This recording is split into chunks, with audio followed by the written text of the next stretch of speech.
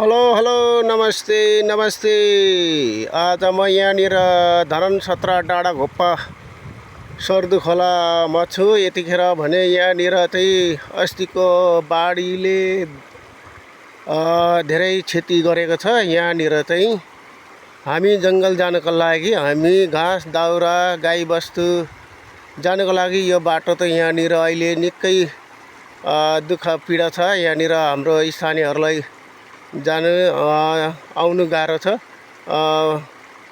अहिले यो बाटो चाहिँ निकै खोदालिएको छ। यो भित्र सबै खोदालिएको छ। यो सर्दु खोलाको चाहिँ यहाँनिर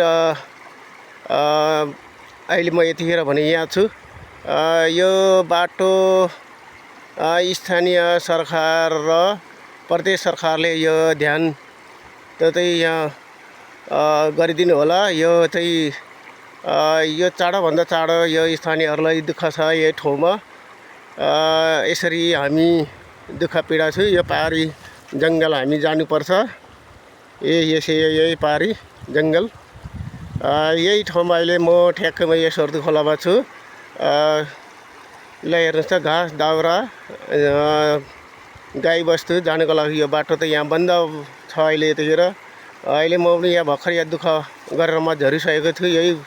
यही भित्ताबाट यस्तो गाह्रो भइरहेको छ। ल हेर्नुहोस् है, यसरी सबैले यो भिडियोलाई सेयर गरिदिनु होला। एकदम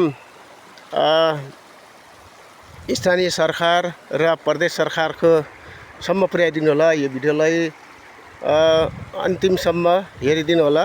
यसरी यही ड्रेन यहाँ बनिएको छ। यो ड्रेनमा चाहिँ ठ्याक्क यो ड्रेनले पनि अलिकति हामीले डिस्टर्ब गरेको छ। हामी अब यहाँबाट पनि कसरी जानु त भन्ने हामीलाई साह्रै दुःख पीडाहरू लागेको छ यहाँको स्थानीयहरूलाई। यस्तै छ, यही बाटो हामीलाई झर्नु गाह्रो चाहिँ छ। तपाईहरूले यो भिडियोलाई एकदम सेयर गरिदिनु होला, साथीभाइसँग पुर्याइदिनु होला। हस् त, धन्यवाद। Thank you so much.